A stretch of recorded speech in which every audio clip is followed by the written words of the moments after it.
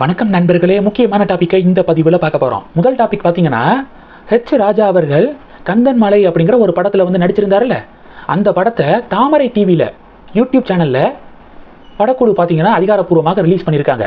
படத்துடைய total duration பார்த்தீங்கன்னா கிட்டத்தட்ட 1 மணி நேரம் ஓடுது. இதில் இந்து சமய அறநிலையத்துறைக்கு எதிராகவும் நாடக காதலுக்கு எதிராகவும் பல வசனங்கள், காட்சி அமைப்புகள் அமைக்கப்பட்டிருக்கு.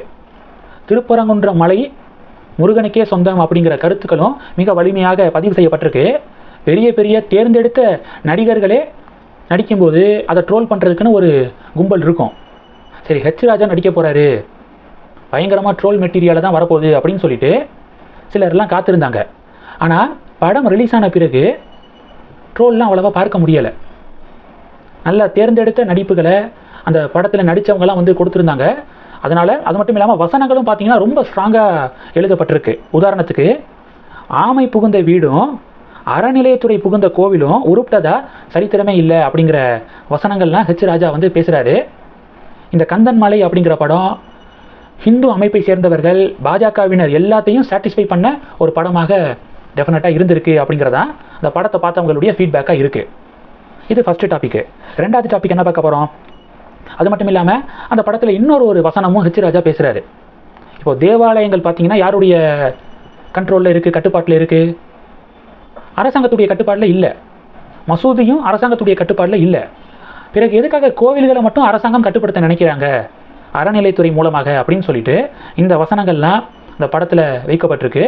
வசனங்கள்லாம் ரொம்ப ஸ்ட்ராங்காக இருக்குது அப்படின்னு சொல்லிட்டு படத்தை பார்த்தவர்கள் ஃபீட்பேக் கொடுக்குறாங்க. இது முதல் டாப்பிக்கு.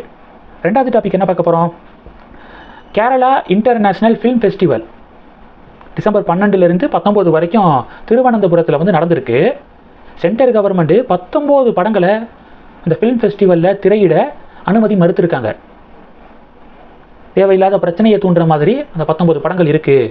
குறிப்பாக 6 படங்கள் பாலஸ்தீனம் தொடர்பாக எடுக்கப்பட்டிருக்கு. இதை கேரளா ஃபிலிம் ஃபெஸ்டிவலில் திரையிடக்கூடாது அப்படின்னு சென்ட்ரல் கவர்மெண்ட்டு ஸ்ட்ரிக்டாக சொல்லியிருக்காங்க. பினராயி விஜயன் என்ன பண்ணியிருக்காருன்னா, இல்லை நாங்கள் டெலிகாஸ்ட் பண்ணுவோம் அப்படின்னு சொல்லிட்டு இவர் சென்ட்ரல் கவர்மெண்ட்டை எதிர்த்திருக்காரு. இதுக்கு திருவனந்தபுரத்தை இப்போ பாஜக பிடிச்சிட்டாங்க. மாநகராட்சியை 100க்கு 50 வார்டுகளை பாஜக தான் ஜெயிச்சிருக்காங்க. இன்றைக்கி வெற்றி பெற்றவர்கள்லாம் இன்றைக்கி வந்து பதவி ஏற்றுக்கிட்டாங்க. அந்த வீடியோவை நம்ம பார்த்தோம். இப்போ விஷயம் என்னென்னா, துரந்தர் அப்படிங்கிற ஒரு படம், மும்பை டெரர் அட்டாக்லாம் நடந்துச்சுல, அது சம்பந்தமாக எடுக்கப்பட்ட ஒரு படம். இந்த படத்தை பாகிஸ்தான் இது மாதிரி பல இஸ்லாமிய நாடுகளில் பேன் பண்ணியிருக்காங்க.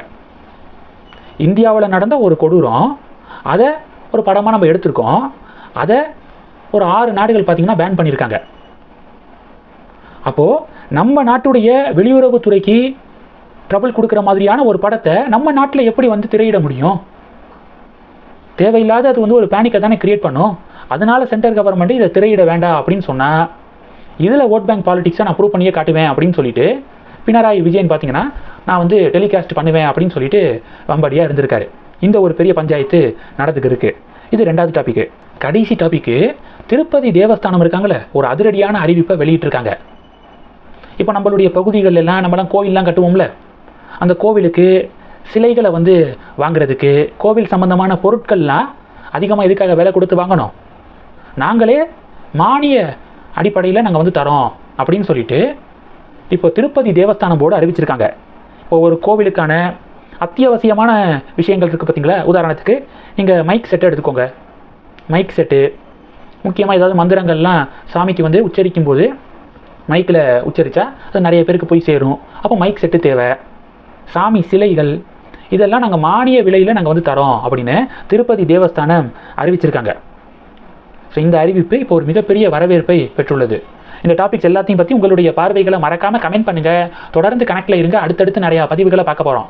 நன்றி. ஜெய் ஹிந்த்.